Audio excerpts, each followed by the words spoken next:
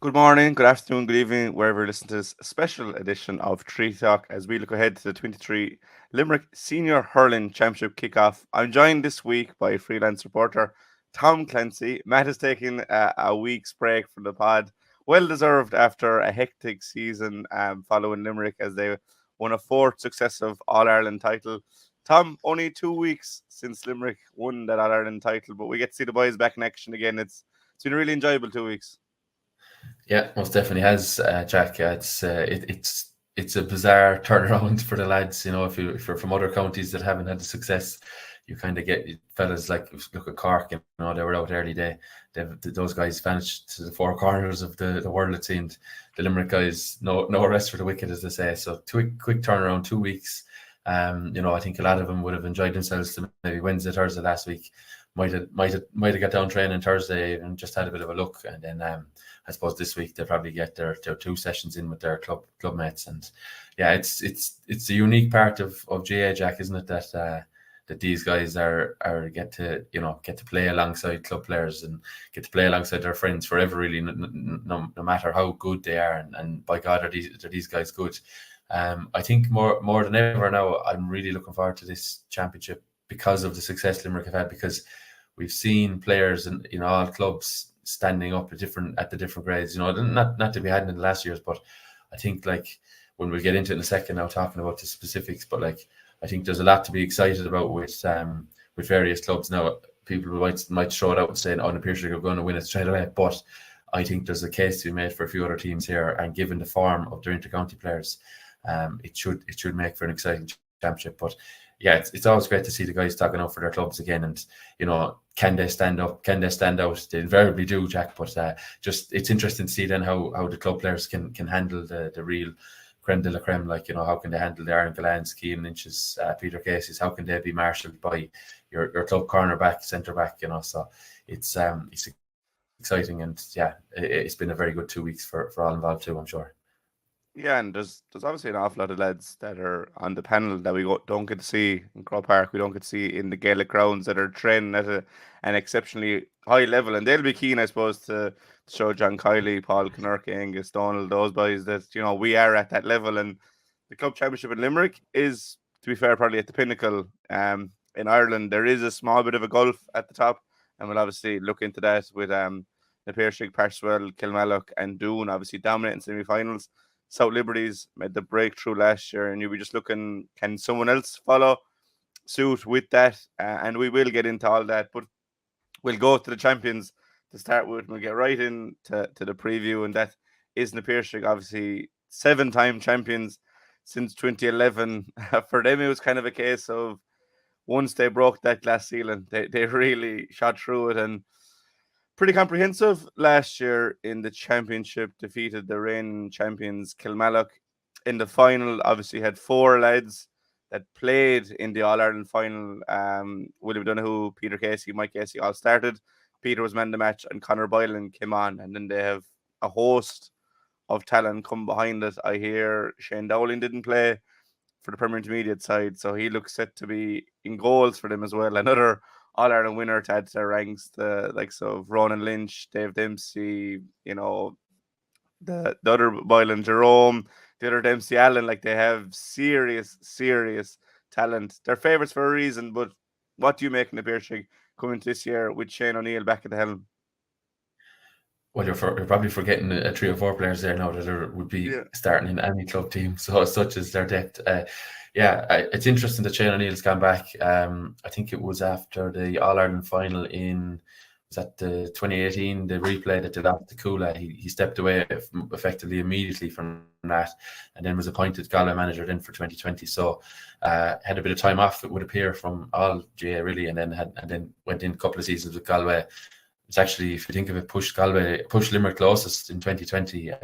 Were level in stoppage time when he was over Galway, and just didn't go his way. And I think the following year it kind of didn't go to plan at all for him. So good for them to have him back. He's very familiar with the players, very familiar with the club, and good to have a guy that knows how to win coming in the door. They're not just they didn't go for a rookie. I suppose why would they?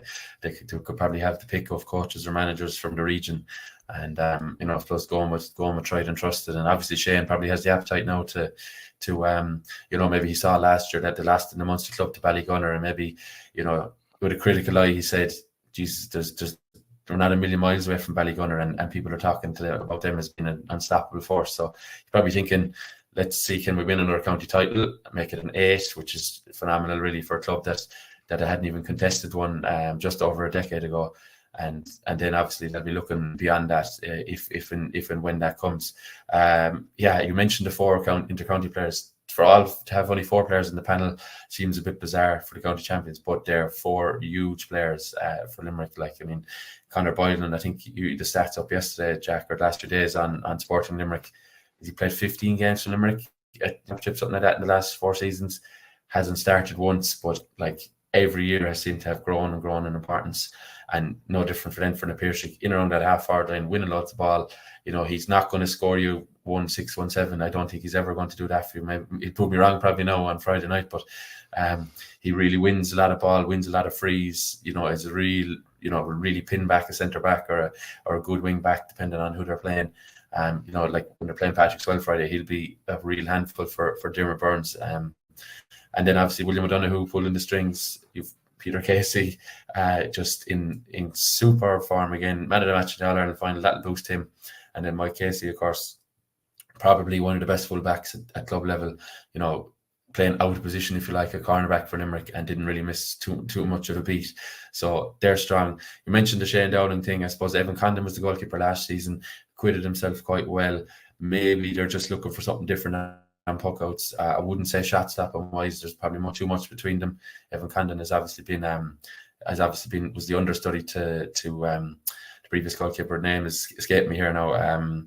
But then was catapulted in his first choice last season. And look, he played last week for the intermediate, so it looks like Shane Dowling will be the man. I spoke to him actually a couple of weeks ago, and he kind of said that he was pushing for it. He didn't seem to know where he stood. And another match, the only club match I was at in the league was the semi-final. They played Kilmallock, and they played a half each. So that'll tell you that they were obviously looking at the two. And that's an interesting one. Shane's obviously good for long range frees, be good for other bits and pieces. But yeah, if you look all over, they're extremely, extremely strong. David Dempsey is just like probably the best most consistent club player in the county, I would argue. Adrian Breen too. When these guys get to the business end of it, they mightn't do much in the group, major surgery on teams in the group. But when you get to a semi-final or final, these guys can just, it's almost like a tap. They can just turn it on. Like they just, goals when needed. Really, really good. Remember that Doon final a few years ago, David Dempsey, I think it was the 2020 final, David Dempsey was just unplayable. And very hard to make a case against them. But I suppose that's what we're going to do in the next little while. But a seriously strong team. And, they'll be at least in a semi-final. You can nearly guarantee it now. Yeah, it's interesting you mentioned Dave Dempsey there, because I was going to put it to you that he probably has been the best club player over the last 6 or 7 years, and you obviously go to a lot of these games. But I think that's the thing for the 𝘱𝘱𝘰𝘪𝘮. They're not too reliant on Will, Peter, Mike, Connor. They're a really good 15, a really good panel of 20, 23 boys that on any given day, any of those can step up. You also have Kevin Downs, Will Henn, Ronan Lynch that we haven't named, that they just have talent everywhere, and that's what makes them so hard to beat. Because if someone is having an off day, you have someone like Dave Dempsey or Adrian Breen or even Peter himself, that when one isn't going, there's invariably someone else going. Yeah, even to mention Keith Dempsey, I think it's the younger brother as well. Like a good season midfield last season. Obviously, it's good for him to tandem with someone like William O'Donoghue, but there'll always be someone to step up. I mean, there was a couple of seasons, if you go back 6 or 7 seasons, where it was all about Kevin Downs. In a lot of ways, he was a big scorer from play. It was all about Shane Dowling. Shane Dowling gets injured. Who's going to take the frees? Will Henn steps in then for a season, does decent work on them. Kevin Downs has been taking them, I think, the last little while. They've had different approaches to different years, depending on who they've had in charge, obviously, and maybe on form and stuff. That's the trick with the 𝘱𝘱𝘰𝘪𝘮. If you can plug the gap of, okay, maybe Peter Casey could be quiet in the game. You might, he can float around centre forward, might score too much. But then you might have a problem inside where maybe, you know, Evan Downs might move close to the goal, or Will Hen might be on fire, or as you said, Adrian Breen. Like, that's the thing. I think they have 6 forwards that if any other club had any of them, they would be starting, and you can't say that for the other clubs, and that's no disrespect. It's just, I think the Patrick have 5 or 6 forwards, and obviously probably their best forward in the last decade, Shane Dowling, if you like, can't play outfield anymore given his injury was. So, like, to have him now in goals, as in terms of experience as a leader, we saw what he did last year for the Premier Intermediate side, intermediate side against Fiona Castleman. That's serious to have that in their arsenal as well. So they had the firepower. It's just, you know, maybe can teams like Patrickswell and Doon, can they have the firepower at the other end? Maybe if can they outshoot them on a day, or can they maybe just negate the Piercing's goal threat? I mean, there was a couple of years there where the Piercing scored at least a goal in every single game. Now there's been the odd game in between now where they've fired a blank, but still putting over 25, 26 points in games. So yeah, really, really, really good firepower, and very hard to see how if you stop one, you'll be able to plug all the gaps. But that's the challenge laid down to the rest. Yeah, that certainly is the challenge. And the first team that'll try and negate that challenge is Patrickswell this Friday evening at 7 o'clock in Claughaun. We talked about the squad depth of Na Piarsaigh for Patrickswell. They're going to have, by the end of the year, they'll have had 3 hurlers of the years in their ranks. Obviously, Keane in 2021, Dana Burns last year, and Aaron Gillan will win the 2023 award whenever it's announced. You know, chalk and cheese that they're very reliant on those boys. But if you are going to be reliant on players, you'd like it to be hurler of the years. And that's the thing with Patrickswell.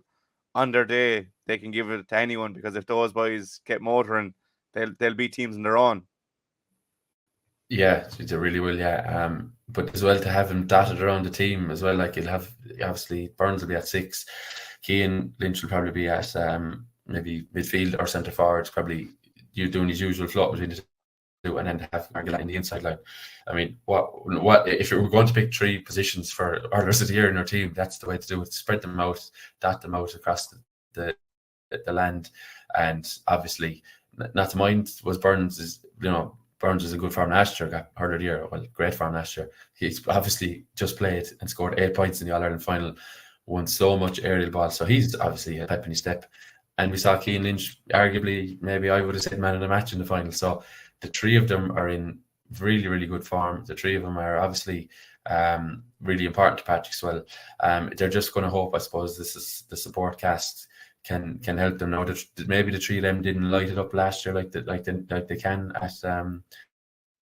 at club level. You know, that day against South Liberties, they had a lot of wides. You know, they had a lot of wides that day, and still were only beaten, was it, I think, 2 points in the end. I suppose they'll just be hoping for more out of the Kevin O'Brien, Thomas O'Brien, Jack Keller, you know, these guys, and then obviously, you know, some of the younger cohorts, the Kirby's as well involved. They'll be hoping just that those guys can chip in that bit more. But I would nearly have them. I know I saw your power rankings yesterday, Jack. I'd nearly have them probably not second, but kind of 2.5, if you like, just behind Kilmallock, given the form of the 3 lads. I mean, it's huge. Like, obviously they've had to change goalkeepers last year. Brian Murray's retired. That was a bit of a loss for them as well. But Jason Gillan has showed that he's capable in the goal as well. So I give them a chance on Friday against Na Piarsaigh. The only thing about this game is it's not do or die. It's you know, there's still the likelihood that both teams will make it through. But what better way for Patrickswell to test themselves than against, you know, the favourites day one, just to see where they're at. Kelly has gone in as manager, and he has Michael Fennelly with him. So another serial winner in Michael Fennelly, and that'll be interesting to see how that dynamic works. You know, I think Mick Fennelly in as the coach, kind of selector, and you know, Kelly has previously managed Offaly, and he's been on the club scene, leading the scene as well. So interesting to see how that goes. They had a couple of years of the guys from Clare in, and maybe that didn't really work, but I suppose they were hampered by injury to Cian Lynch, and maybe the form of some of their other players wasn't where it could have been. So yeah, that'll be interesting to see how Patrickswell go, but I'd say they'll be definitely in the semi-final, and just up to them then to can they make that jump into a final, you know. Yeah, I'd say they'll definitely be wanting to get past that qualifying stage, like they felt it last year. And it's very hard to see outside of those 4 teams finishing in the top 4, but we will get through all the teams as we go along. The other two in question, when we talk about the big four, are Kilmallock and Doon. They meet on Saturday night. And we'll go to Doon first, Tom. And I suppose for them, they've been dealt an awful blow just before the All-Ireland. It was a huge blow to Limerick that Richie English went down with a knee injury that is obviously tenfold for Doon. He's kind of the linchpin of their defence. Now, again, they're a star-studded squad. They've an all-star and Darragh O'Donovan, Barry Murphy, Adam English, all those were in the matchday panel against Kilkenny. But the loss of Richie as a defender, I think they could have afforded to lose a forward maybe. They even got to a county final without Darragh a couple of years ago. But I think the loss of Richie will be a huge negative impact on Doon. Now, I still fancy them to come out of the group, but how big of a loss is that before we get into the rest of the squad? Well, it's huge, and I did hear the other day that Tommy Hayes, another man who played in their full back line, is also after picking up an injury that will keep him out for certainly the early rounds as well. So they seem to be fairly hampered at the back. Certainly, doing some great forwards too, but it looks like Richie English and Mikey O'Brien unavailable, and obviously now from after saying Tommy Hayes there as well. That's three options. You like Richie English, like. How this man isn't starting Limerick games is a testament to the squad. He's a serious operator. He's obviously, he's obviously been in decent form for Limerick to be even on the bench. That takes doing in itself. But then on top of that, then he's been very, very consistent for to do two cruciates. The other one was at the start of 2020, and this one then obviously just a few weeks ago. So it's going to be a long road back for Richie, in fairness, and like. I just hope that we do see him again, the green jersey again, and obviously then back with Doon when that comes. But yeah, to be missing a previous All-Star from your team, it's when you're trying to win your first ever county title, it's tricky. But I suppose the positive spin you're putting it for Doon is they won the league. Without him, the league is the league really in Limerick. It's not it's nothing to be getting too excited about. But did show a bit of consistency in their performances, obviously, to beat Adair in the semi-final. That would have been the divisional winners against each other, and then to beat Kilmallock then in the final, which their opponent Saturday, no harm for them to get one back over them. Obviously Josh Ryan is another man missing who would have maybe played wing back or wing forward, coming back towards fitness, but by all accounts won't be until very, very late, if at all, in this year's championship in either code. Obviously, Pat Ryan played a bit of hurling over in America. He did say to me he got to play more games there than he would have with Doon, so that was his positive spin, and maybe that bit more competitive edge. And look, dropped off the Limerick panel at the start of the year. Does he have a point of view? Prove probably not, but he'll certainly go to show what he's made of. I don't think he's maybe he's playing at Limerick. I don't know, but maybe he's realised maybe that possibility that ship has now sailed and there's other guys in his place. But he'll certainly want to show what he's made of with Doon, and obviously Barry Murphy to be on the panel, and Adam English. They're two very good operators for Limerick, and two guys that will probably have bigger roles to play with Limerick over the next season or two. But Doon's injuries is a worry. That's probably why I have Patrickswell ahead of them.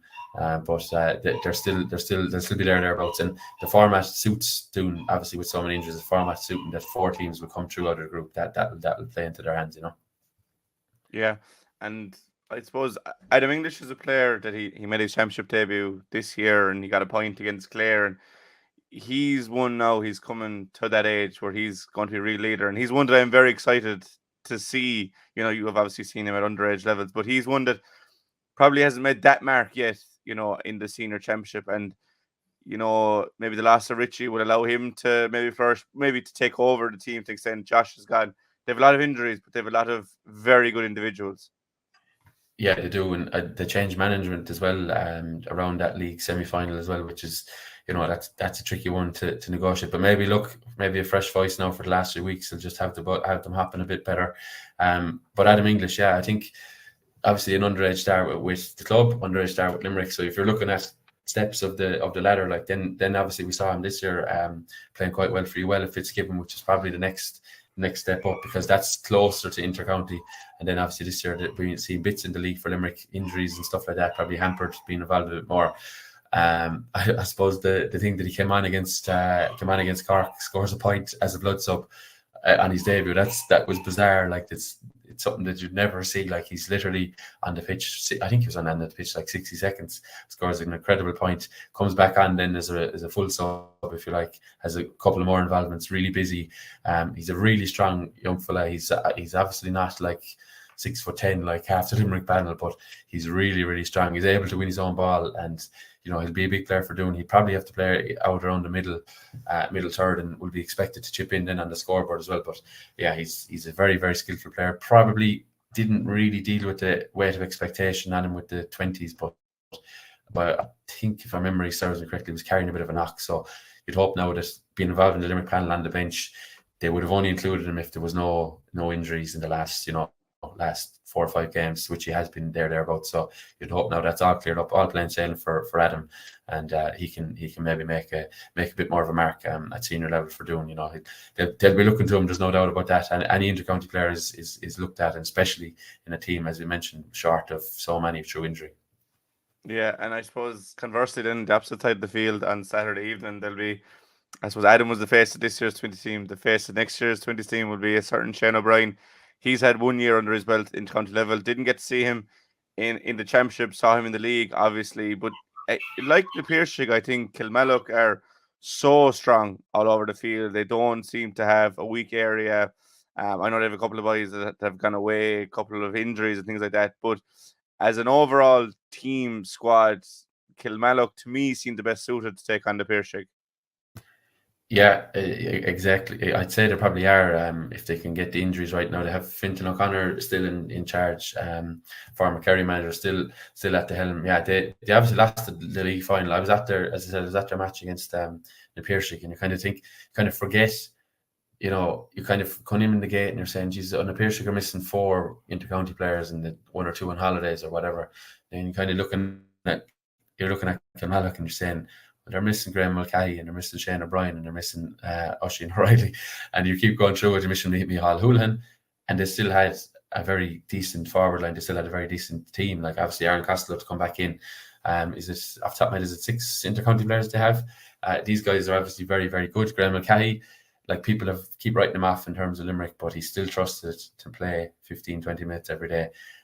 He will definitely bring something back to the club. He's obviously, his work rate must be phenomenal if John Kiley is bringing him on. People say, oh, he doesn't score. I'd always argue with him for Limerick. It's not about scoring. His role is much more, you know, to be busy around between the half forward line, the full forward line. Whether he starts or comes on now, invariably he's been coming on this year. What a great servant to Kilmallock, and I suppose there's definitely life in the old dog yet. You know, he's a great option to have. But you mentioned the young player there, Shane O'Brien. I can't remember the direct quote from a certain Darragh O'Donovan, but was it the Bull O'Brien? Like this man is coming. The bull. Yeah, like this guy. When I wasn't sure about him, and I don't mean that really negatively. Obviously, he's talented, but we streamed again last year. You recall from Doon, it was between the 𝘸𝘱𝘰𝘵 and Kilmallock, and he went inside on Mike Case like 15 minutes, and he must have caught 3 balls. Now he scored 1. I think he won just. I think the keeper made a great save. Another one he won a free or something like that. Like against, as I said already, one of the top fullbacks in the county, one of the top fullback players, you know, in the country. And this guy was he only 18 that time last year? Literally probably just there last year thereabouts. And you're like, okay, this guy has it. You know, he's the real deal. He's only going to get bigger, stronger. He's going to get more experienced, more used to it. So he has it. Yeah, he'll obviously look to climb the ranks in the Limerick panel. He'll do that obviously when he's back with Limerick. But what better way to do it than to really, you know, light it up against the senior teams that he'll be playing against. Micheál Houlihan is maybe the forgotten man of the Limerick panel. He man of the match in the Clare game, the league. Did well in the league, a couple of other league games. I think he played even in the league final, if memory serves, and wasn't seen in the 26. Such as the competitiveness of the championship panel for Limerick. You know, people were saying, "Oh, is this guy the ace in the pack for Limerick?" And it could be argued that he probably is, but he could have been, but it just didn't work out for him. Maybe a couple of niggles here or there didn't hamper him, or else maybe the Limerick panel is just so strong that he was obviously one of those few that just kept missing out. I won't think he'll have a point to prove. The reason he was on the Limerick panel, he didn't go through any of the academy things like the rest of the guys. He's just that bit older. It was because of his club form. He was, very good on the freeze, chipping in from play, winning his own ball. That's why John Kiely and them called him in. He was the real bolter from Limerick club scene in the last 2 years. So he doesn't have anything to prove. I'd say he'll be still on the Limerick panel next year, all going well. But he's a serious man to bring back into that Kilmallock half forward line. And Conor Hanley-Clark as well, still playing out the field. Maybe if Barry Hennessy ever stepped aside, and I'm not writing Barry off just yet, but if Barry ever stepped aside, he'll be their goalkeeper. But he's very, very, very, very good hands around the middle. He's always able to pick off his score. He's able, he's capable even of cutting a line ball over. He has a bit of something to him, right? And look, we could keep going through their team there. They've still some really big hitters, and that league semi-final. That the most interesting thing to pull from that, Jack, was that now again we could change come championship. But Paddy O'Brien wearing the number 3. We've seen him at 14. We've seen him at 10, 11, 6, 7, 8, 9, probably in last year's. But they were looking at him in the full back role, and it did quite well that night. On I think it was on one of the Breens. So that's something that's maybe a little bit different for them. They obviously, I think they conceded a lot of goals even in the season. They won the championship, so they're probably just looking to shore it up there at the back. So yeah, Kilmallock won't be too far away. There's no doubt about that. Again, the format leads itself to think they'll be certainly in the top 4. They'll be in the quarterfinals at least, and they'll probably be aiming for that top 2. I think they drew with Doon last year, beat them by a point in Bruff in the semi-final on a wicked day, and obviously they'll be looking to repeat something similar in the same venue on Saturday evening against Doon. Yeah, and I think for those 4 teams, whoever wins the first round games will be looking straight at that path to semi-final with 4 or 5 wins from their group games. It'll be hard for the losers to kind of get ahead of them again, but that'll be interesting at the top end of Group 1. I suppose at the bottom end of Group 2 or Group 1, I think it's fair to say that Saturday's battle between Ahan and Kildare-Patrickswell will be so vital. Ahan have finished 5th at the table for the last 3 years. They obviously beat Adair on the last day a couple of years ago, beat Ballybrown, and they beat Adair again. Or they drew Adair and drew the 𝘕𝘰𝘦 last year to stay off relegation. KP are obviously the promoted team this year, and we'll start with them. And their journey through the ranks has been incredible, in fairness to them, in both football and in hurling. But you talk about ace in the pack. If Dave Dempsey hasn't been the best player in the club championship over the last 5 or 6 years, it has to be Kyle Hayes. Got 10 points from play last year alone against Blackrock. Is the real leader on and off the field for that team. Will play wherever is needed, and a nice supporting cast around him, like Darren O'Connell and Barry O'Connell, who have All-Ireland medals, Cathal Downs, David Fitz, younger players coming through, Peter Nash and Tony McCarthy, that are equally good with the small ball as there with the big ball. That they've a nice balanced squad, KP do. Yeah, they definitely do. We met Peter Nash at the launch there last week, and I said to him, "Oh, what's next now?" Because obviously promotion after promotion in both codes, and he said, "No, that's it now, we're done." He was kind of joking, and I said, "Well, surely no, you have to get to the knockouts, and cause a few more upsets." No, look, that might prove beyond them this year, and that's no disrespect really. I think they will give it a fair go. They showed against Doon last year in the knockouts that they can match the big boys too, and just maybe lack that bit of finesse and lack that bit of that staying power that maybe Doon are used to, having had years and years of knockout games that just came against them really. But you mentioned the talents they have there. Yeah, obviously Kyle Hayes is a standout one, and I'd say he gives such serious belief to guys who maybe when there was guys there soldiering with them when they were intermediates were not 100% sure, and next thing they see this man mountain coming along as a teenager, and they say, "Oh, geez, we have a chance now," and obviously then his Limerick form translates to club hurling. And look, some players around the country in different counties will only do it for county. Kyle does it for both, day in, day out, and even a couple of years we've seen him heavily bandaged with hamstring trouble and knee trouble, and he'll still go out, he'll still win your frees, he'll still put the ball over the bar a couple of times a game, and it'll be no different, I'm sure, this year. He's in decent form at Limerick, doesn't seem to have picked up any ill effects through the championship, and that 10 points against Blackrock last year, I think he missed a couple as well. He's human after all, but he'll certainly carry their fight. you mentioned the match Saturday against the Hand. Now, a Hand are a funny one. In fact, they didn't win the game last year. I think the previous year they only win one of the kind of group games or whatever. Maybe it was only the playoff with Ballybrown. They're kind of teetering on the edge of being yo-yo in between the two of them, and we must credit them. They stayed up the last 2 years, but trying to win games has proved difficult. They drew, you mentioned, with 𝘠𝘱𝘰𝘃, but 𝘠𝘱𝘃 had already the Group 1 effectively when that happened, and they drew first day out with 𝘠𝘪𝘵𝘩 last year in the very first game of the championship last year. So what they have, obviously, they have Kieran Barry to come back in. Obviously, Dan Morrissey plays probably around 6 or maybe in midfield, and obviously Tom Morrissey. Tom Morrissey, top scorer in the championship last year, despite not playing knockout hurling. That'll tell you how good he was. I think he scored something like 60+ % of their scores.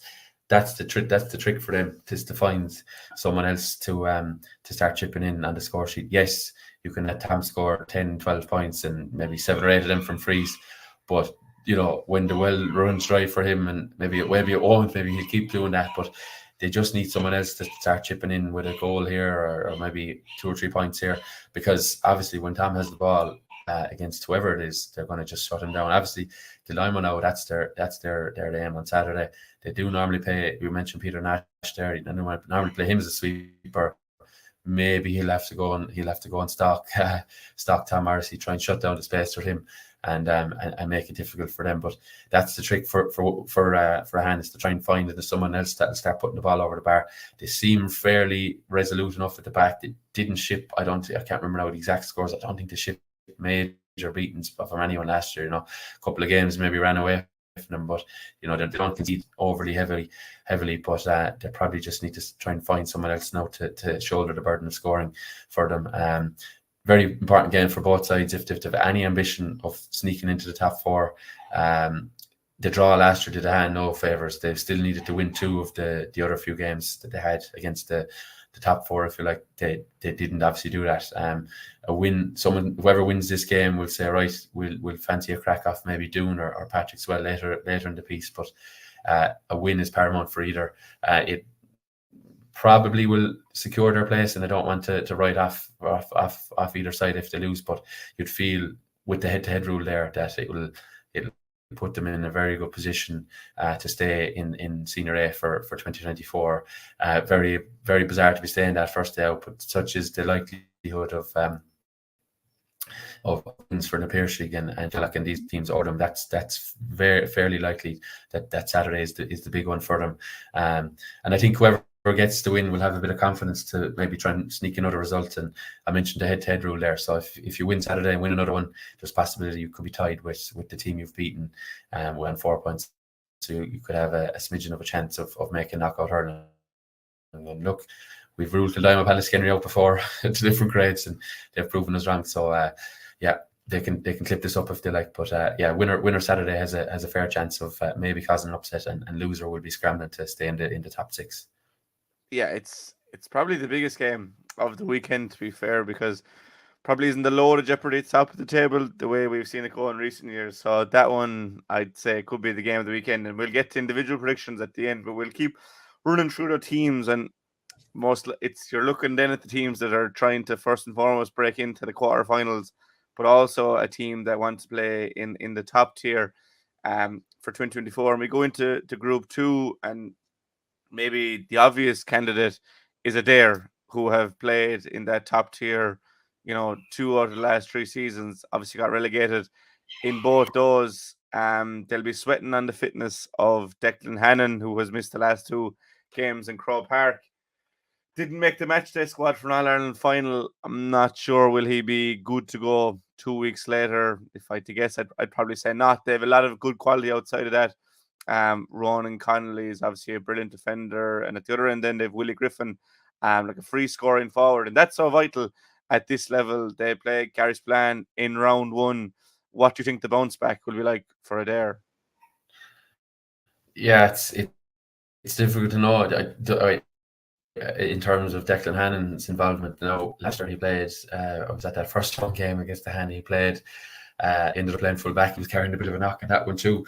You just hope for him that he doesn't rush it and aggravate it and miss, more club action, try and rush himself back. But I think without him, this is probably a winnable game for them. So he probably won't be rushed. And we're not, we still don't know the extent of the injury. It's kind of, Limerick got out there and said he's going to miss the semi-final, but after that then they buried their head in the sand and didn't really let us know what the extent of it was. But yeah, look, difficult couple of years for Adair in terms of, I think they were in a quarter final in was it 17 or 8, maybe 18 even, and since then they've really struggled to make inroads. They were beaten heavily enough by Doon, and it was kind of like, some of their older players stepped away after that, and they're back to square one really with the younger crop, and have struggled against the big boys. There's no doubt about it. They've been up and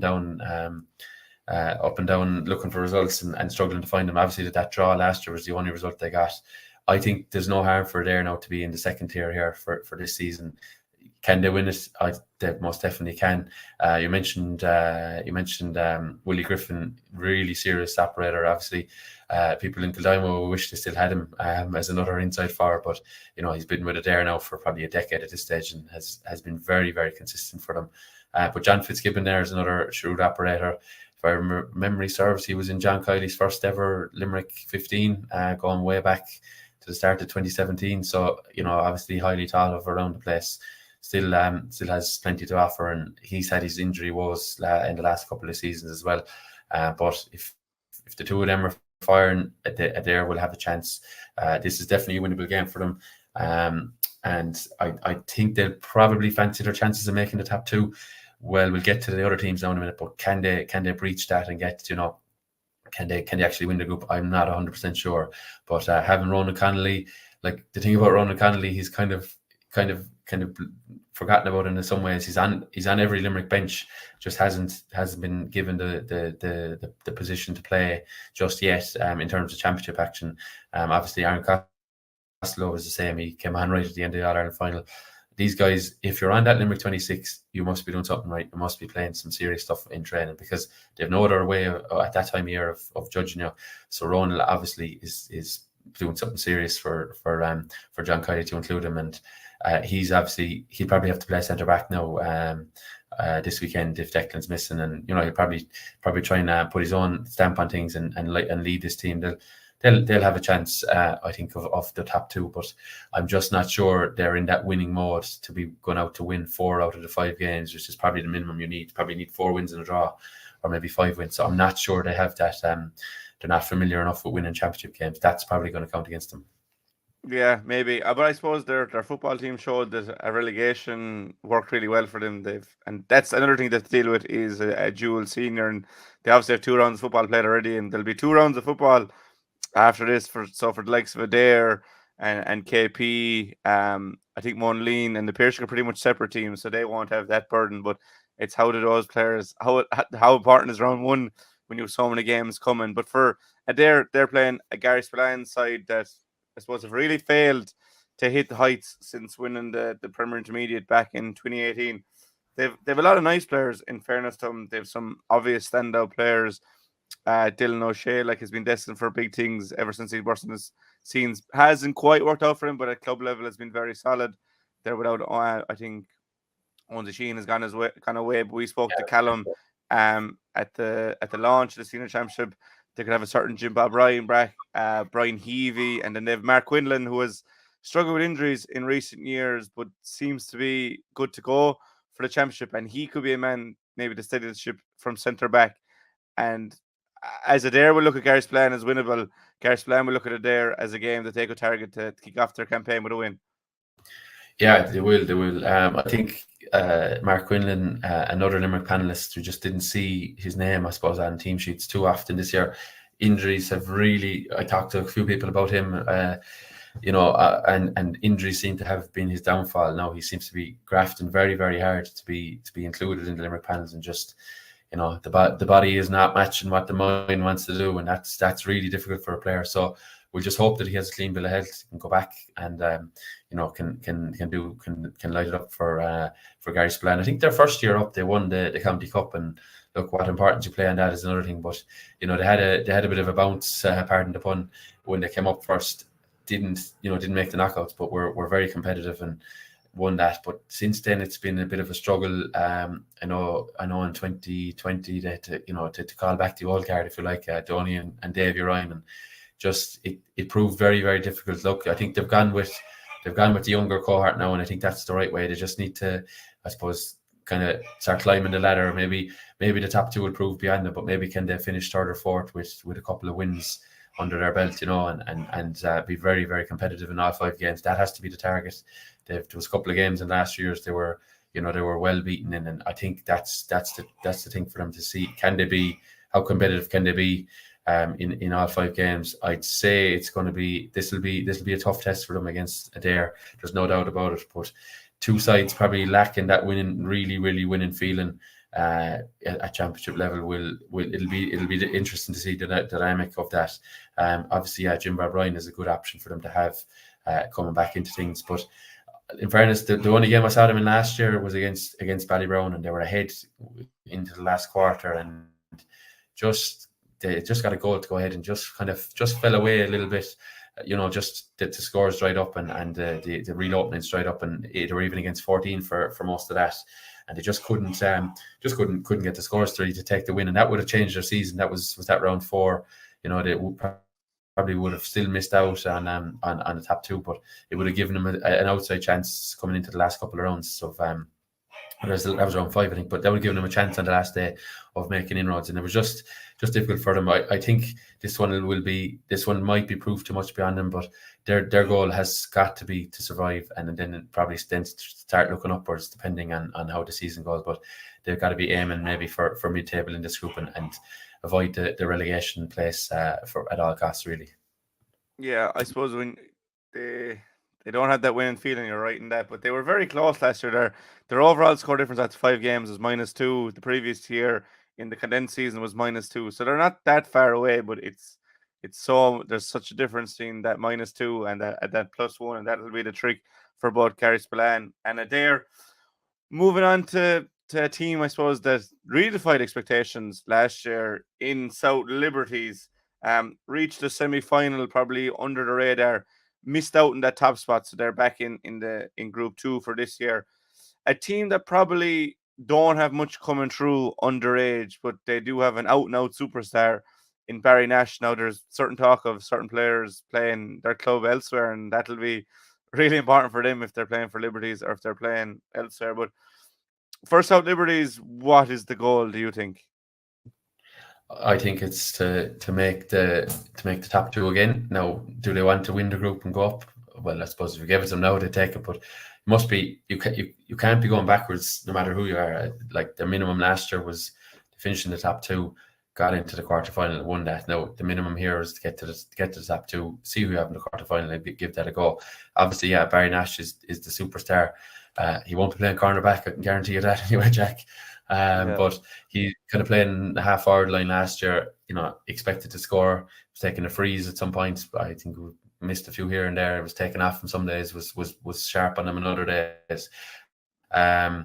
What a player to have at club level. And I know you could say that about a lot of Limerick players, but if you think of Barry, he's such the hybrid hurler now, as people are starting to call these players, can play anywhere. Like he's a bit like Kyle Hayes in terms of, if they're struggling in the half-back line, Barry can come back. He can win a few puckouts, or he can challenge the opposition's main man or whatever it is.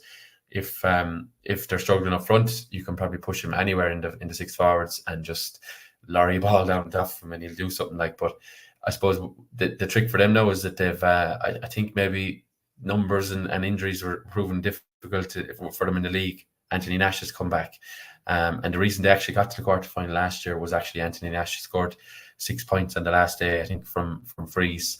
Some of them, it seemed like they were from the car park. They were so far out. He just nailed everything. And obviously his puckouts are, top class. He was an intercounty goalkeeper on the Cork panel for 10, 12 years. Serious puck of a ball. His hurley, in my opinion, is a bit too big. He's a bit of a spoon, but that's the kind of Cork go at the moment. But fairness to him, he's a serious operator, and he's done a U-turn on his retirement. Obviously, to help the club. I don't think he's coaching this year now. He's just back involved playing. So he'll obviously bring something important to them. Probably a both into the field, really long range frees and obviously puck outs and shot stopping. So yeah, the trick for them, I think, is to try and keep everyone fit. They don't have the deepest panel. Their next team is a junior B team. You know, that'll tell you that, you know, like unlike some of the other teams of this grade, even that have junior A teams, it probably lends itself to deeper panels like Monaleen, Mungret have 3 teams and stuff like that. They only have 2 in South Liberties, and it's difficult to keep going back to the same players. They'll just be hoping for an emergence of a player or two that is capable of bringing them on that notch or two. But the target has to be the top 2. I will caveat what they did last year was a fantastic achievement, beating Patrickswell. I'm not knocking that for 1 second, but they got through the group. I suppose by virtue of a funny sequence of results, and their scoring difference was minus like 10 or 15. It was in that bracket.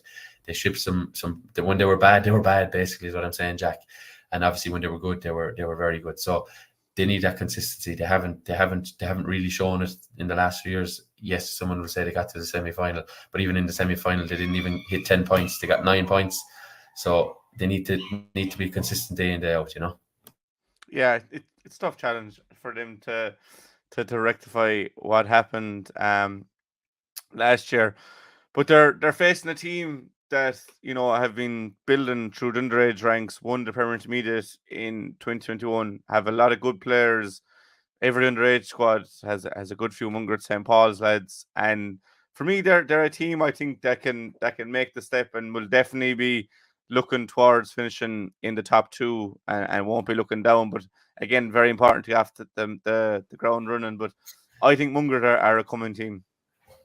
Yeah, I think so. They've obviously the numbers it's an easy thing to throw at them to say, oh, they have so many players, and I think a couple of years ago they entered 2 minor teams at club level, which will tell you the hunger for obviously playing. I think one of those was the age below, but they're obviously trying to develop players.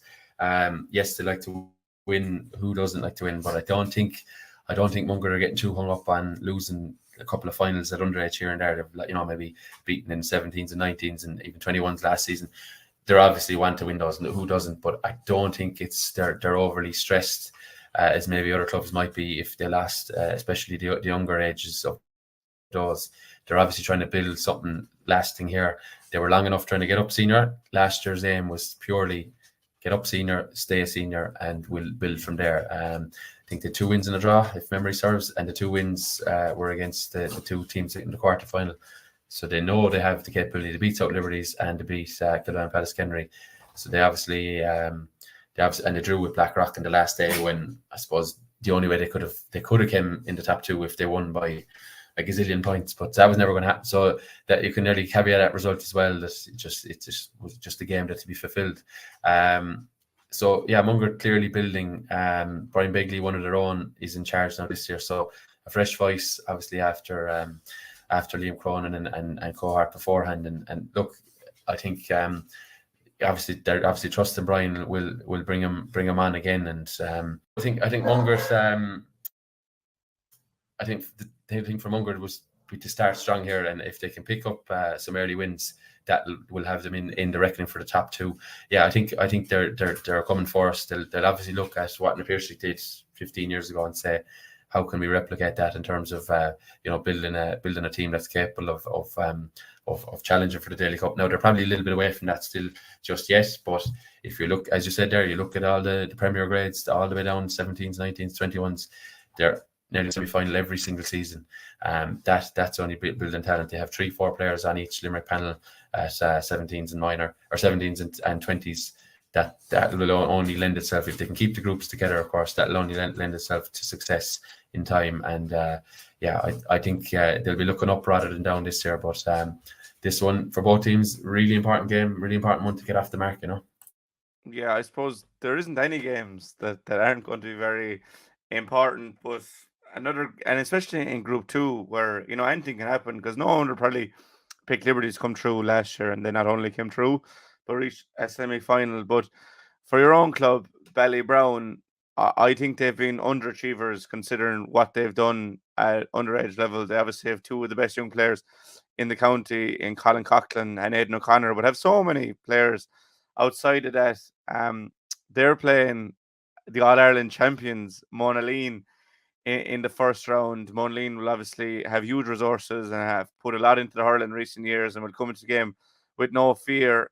And for me, I think whoever wins that game is probably the front runner to finish top of Group 2. I know Monaleen only come back up to the grade, but they have plenty of senior experience, only spent 1 year at Premier Intermediate. But for Ballybrown first, and you might say different as a native, but the goal has to be finish top of Group 2, and anything outside that'll probably be a disappointment. Yeah, they were very, very disappointed last year. Naturally, to finish was a third, I suppose, in the end, and missed out even on the quarterfinal. And they had started so strong last year.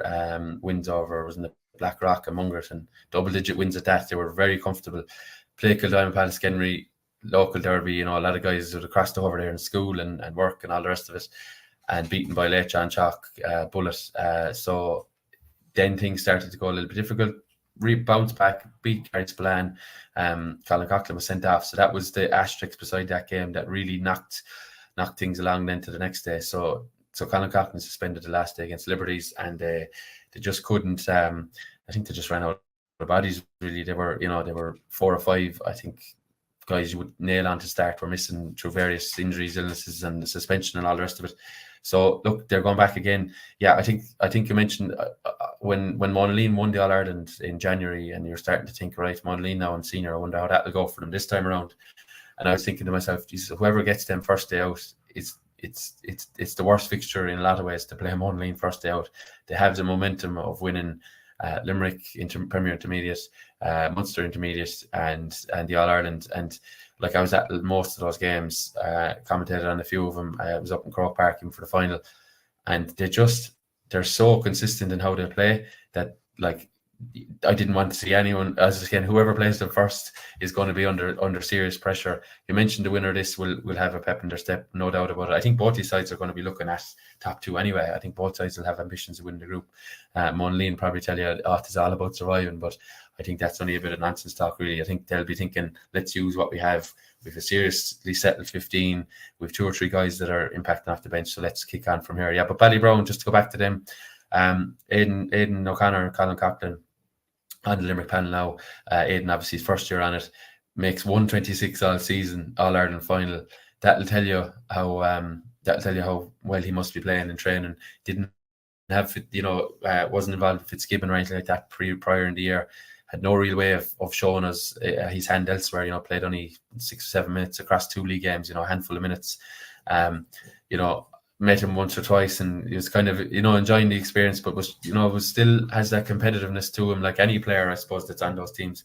Wanted to be involved, wanted to be in the 26, and got his reward in the final to be included as a substitute. Now there was talk, and he confirmed it for me, that he was going to be included as wing-back cover, which might seem bizarre given his prowess in attack, but Ballybrown will definitely use him in attack this weekend. There's no doubt about it. I think he'll straight back in on the freeze.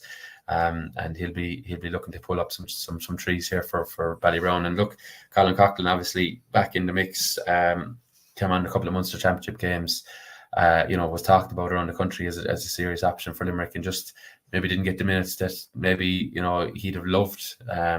But again, included in everyday match day panel as the year went on. So good trust from Kylie and Conor that this guy is an option for us. And look, Ballybrown are just hoping those guys bring their form, and they'll be hoping that other guys, after the league and a few challenge games can step up to the plate.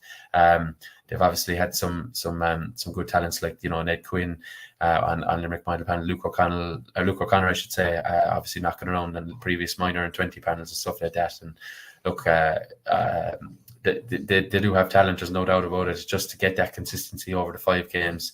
I think the first time they got relegated to this grade, they only finished second in the group, and had to go again the following year, and they won it. So I think maybe they'll be thinking, right, we finished third this last year, let's go 2 better and win it this year. But yeah, the Monaleen one is, I wouldn't even call it a banana skin. That's a disrespect to Monaleen. The Monaleen game is a real challenge for both these sides.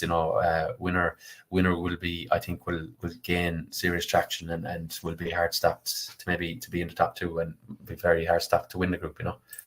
Yeah, I suppose you spoke a share there about Monaleen, and you're dead right in the fact that they are coming with huge momentum now. It might have been 8 months ago at this stage, but their last competitive game, outside the league, obviously, was an All Ireland final, and they won that. They seem to be putting their hurlers and footballers are pretty much separate entities this year, which they'll probably lose one or two from that team, but they'll be stronger elsewhere. Players won't be burnout or anything like that, and they have a serious squad, and you spoke about them there in depth, and it's one that for the winner it'll be a launch pad. For the loser, you're in trouble straight away, and you're probably looking at going 4 out of 4 then in the final 5 games, and there's not much to separate the teams realistically in Group 2, so we might just get into a small bit of predictions, Tom, and you're filling the boots for Matt here. So we won't go into the individual games, but maybe the overall outlook of the championship. So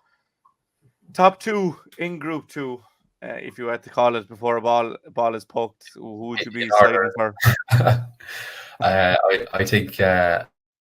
I think Monaleen and Ballybrown would be top 2, but I'd say that tentatively I could honestly make a case for, I think, 5 out of 6. So I will nail Monaleen's momentum will carry them to top, and I think Ballybrown will be just behind them in second. So all we said about whoever loses that game will be in trouble, just turn out to win it instead of... Yeah. Well, they'll be in trouble to win the group because it'll be hard, long way back, especially with the head-to-head rule to trump the other one. But yeah, look, I think those sides have. You mentioned the talent. I didn't even mention some of the Monaleen players like 𝘠𝘱𝘵𝘏, like out of nowhere gets himself on the Limerick panel, really lit it up in that All Ireland final last year. But even Larkin Lyons, Ronan Lyons, other even Andrew Latouche-Cosgrove, a fella that had a serious underage career with Limerick. They've serious operations, and I think the thing with them as well, they kept their management in tow, namely 𝘠𝘱𝘵𝘏, the man who actually was involved with Ballybrown maybe 7 or 8 years ago. I was out one day, we were playing a football match in Monaleen. Their footballers were training this side, 16 or 17 of them, and their hurlers were training up there, and I think they had 20-something tagged. Not to mind that their junior footballers are playing a match as well. So they have the depth as well. And look, you probably mentioned they need to just focus on one. That's probably what Breslan is still into them, that we won't have a success if guys are yo-yoing between 2 codes, and that's the way it's going in a lot of clubs where possible. I think Monaleen's, I genuinely think momentum is a huge thing coming up from the grade. We've seen it with Kildare and Palaskenry. Their first year up nearly got promoted out of it, and other teams like that. So they'll be thereabouts, Monaleen. I have no doubt about it. Yeah, I think Ballybrown will get out this year. I'd say they probably will top the group. If I had to go with someone, I'd probably go with Mungret. Just that a year at that level now, they have an awful lot of players coming through. Even Fintan Fitzgerald, who started for the 20s for a good few games, he's eligible to play senior hurling now. They have a couple of lads that had their first year. They have Liam Lynch will hopefully be back from injury. They have the 2 Duffs and a lot more like that. So I think it'll be Ballybrown and Mungret, but we're picking only city sides there. I'm sure teams out. It's meant sincerely. There is a case to be made for 𝘠𝘱𝘵𝘏, I think, as well, and like, there was other years where you'd say there's your 2, like, even South Liberties last year showed that they can do it, like, but other years you could say there's your 2 teams, and just let's see who's first and who's second. But like, invariably one of the teams we've just mentioned will finish 5th, like, so, or worse, they could be relegated. There's definitely cases for that, It's so competitive. And then at the top end of the table, do you see anything outside the big 4 finishing in the top 4? No, I think maybe Patrickswell, with the form of the lads we mentioned at the start, I think they'll probably sneak into second. And that's, I don't know, it's not like I'm writing Kilmallock off. I just think maybe Patrickswell will probably, maybe just have that little bit more in the group, and maybe it might be no harm for Kilmallock to go the long way, but I think the Piercy, Patrickswell will probably be the top 2, and then you probably have Kilmallock very closely in third. And then, look, I think there could be a case with the amount of injuries Doon have that they could be under pressure in the other 2 games, that's where they'll have to fall down. It's if they lose to Kildare and Palaskenry or a hand, that's where the difficulty will be. But I think they'll just have enough experience maybe on Kildare and Palaskenry to just sneak by them. and then that'll leave then the winner of this weekend's game in relegation trouble, or the loser, I should say, maybe in trouble of finishing 6th if it all goes to form.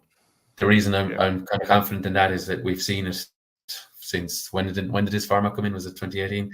18, So it's been tried and trusted that these 4, no matter how badly they seem to be going, no matter who's injured, no matter who's suspended, no matter what they do against each other, they seem to have enough for whoever is the other 2 teams in the group. So yeah, I think we will along familiar lines, I'm afraid. And look, it's not a format I overly agree with, because I think it just means the rich get richer, because those 4 are almost guaranteed knockout game every year. Whereas if you lobbed it into 2 groups of 6 like it was previous, there's room for error there, where one bad result and they might finish 4th or whatever, depending on obviously who's in the group. But look, that's my own 2 cents in the format. These 4 sides, it's not healthy for Limerick to have the same few teams coming. We want to see new clubs, and maybe it's up to those other clubs to catch up a little bit, but we want to see new clubs emerging from the pack. If you look at our neighbours in Tipperary, they seem to have a different winner every year, and it's very hard to predict, and that makes for good crowds and makes for for every team believing when they line up at the start of the year that they have an outside chance at least. And I'm not sure you could say that all 12 teams in Limerick believe they can win it, win the thing outright. Maybe 6, maybe 5 will realistically say no, we can do it, but beyond that, I'm not so sure. Yeah, I suppose on that, I would back na 𝘕𝘰𝘷𝘦𝘭𝘴 or Kilmallock in Tip or in Clare or even in Cork every year. So I suppose it's you just have some exceptional teams in Limerick at the moment, and the challenges to other teams like Liberties showed last year just have to get to their level. On the top 4, I do think it'll be the same top 4, and on Doon, they seem to produce players every year from nowhere. Like last year, Kevin Maher came from nowhere. They had Mikey O'Brien when he was only, I think, 18, was playing centre back for the team. So I'm sure they have plenty of players in the production line. They'll be fine. But I think it'll be Kilmallock and na 𝘕𝘰𝘷𝘦𝘭𝘴 in the top 2. Do you see, I suppose, any surprises in the quarters, or do you still expect the top 4 to be the last 4 then as well? I suppose I'd say the thing about Doon, if I'm saying Doon or in a quarter, is who's injured by the time and who's available, and who maybe, as you said, there are some 2 or 3 guys emerged from the pack and they've it all fixed. The difficulty with having new management mid-year is what do they know about the guys number 20 to 25, if you like. What do they know about them? I'm sure they probably play loads of in-house games and challenge games to see. And maybe look, sometimes new management can find a guy that was just meandering his way along and they can say, you're up. So look, if Doon can get it together personnel-wise, they should be okay. But I just think just depends who they play. Look, I very hard to make a case that we've only seen one, isn't it? Last year was the only time we ever saw a Group 2 team win their quarterfinal. So very hard to say it's going against the grain again that's going to happen. But look, if Monaleen, who I'm tipping to win the group, if Monaleen have won 5 from 5, which is possible, or maybe 4 wins in a draw, they'll have my favourite word at the morning, momentum. They'll have the momentum to maybe beat a team like, we're just going to say Doon potentially, who has maybe lost a game or game or 2 along the way. So that's the case can be made. But look, I think we'll end up with the same four. It's just what order will they be in and who will be playing who, because they do want to maybe avoid the 𝘕𝘰𝘷𝘦𝘭𝘴 until the final, or let someone else knock the 𝘕𝘰𝘷𝘦 out. Yeah, avoid them at all costs. Yeah, if you're being truthful, that's what you want. You want someone else to knock the 𝘕𝘰𝘷𝘦 out. If you're Patrickswell, you want someone else to knock Kilmallock out too, and just saunter your way through. But look, that's not going to happen. But I think it'll be the same 4 again. It's just the order will be crucial then, as to see who lines up behind the band in October for the county final. Yeah, and the order will be crucial, and we won't know it. But if you were to call the finalists and the winners overall, because we'll go that deep into who would you? I'll give you mine first. I think Kilmallock and the 𝘕𝘰𝘷𝘦𝘭𝘴 will top the group. I think they'll get straight through to semi-finals. I think they'll win their semi-finals and play again in the final. Is how I see it going. Well, fair enough. I think 𝘕𝘰𝘷𝘦𝘭𝘴 will defeat Patrickswell in the final, based on I don't know. It's not. I feel like I'm writing off Kilmallock by saying that, but I don't know. I just wonder. Will that form with the Patrickswell lads? Will that new management as well? They seem to have every couple of years. They seem to go to the well, so to speak, and they just seem to have one really strong year in them. Like winners, was it in 16, 19, and maybe they're a little bit overdue another tilt at it, and they were in a final not a million years ago either. So I think Patrickswell will be thereabouts, but I think very hard to write off our friends from Cardiff. So I think the 𝘕𝘰𝘦𝘭𝘴 will be William O'Donoghue and co will be lifting up that the Daly Cup in October, and looking forward to Munster Club Championship. But look, what are we to say? There's plenty of action to go and see. So we're not telling people not to go. It's not a foregone conclusion by any means. So no, I think definitely twists and turns along the way. Yeah, well, I think Kilmallock will win it out. I think they'll get revenge for last year, but I don't think they've ever got into whatever 3 or 4 years he's done this. Don't think I've ever got the eventual winners right. I've gone for Doon, I think, the last 3 years, and they still haven't got their maiden title. But I think injuries will go against this year. But I think Kilmallock have enough to regroup. But you'd be mad to back against the 𝘕𝘰𝘦𝘭𝘴 in the Limerick Championship any year, really. So you're sticking with the tried and trusted. I'm tipping Kilmallock just to edge them. But what a weekend we have in store. And if we came back in a week's time and spoke, Tom, I'm sure we'd have a lot of different permutations and people finishing in different areas. But just a great championship forward to. We'll see an awful lot of John Kiley's panel. They're obviously sprinkled between primary intermediate. There's a couple still slogging away in junior, but the vast majority of them are in the senior championship, and we're just so lucky we get to see them week in, week out. Obviously 4 games on Friday, 2 games on Saturday. So really looking forward to those. Tom, thank you very much for your time and filling in for Matt for the week. Just over an hour there on the clock. This has been our main episode of Tree Talk this week, proudly sponsored by Noel's Menswear. Thank you for everyone that'll sure get involved.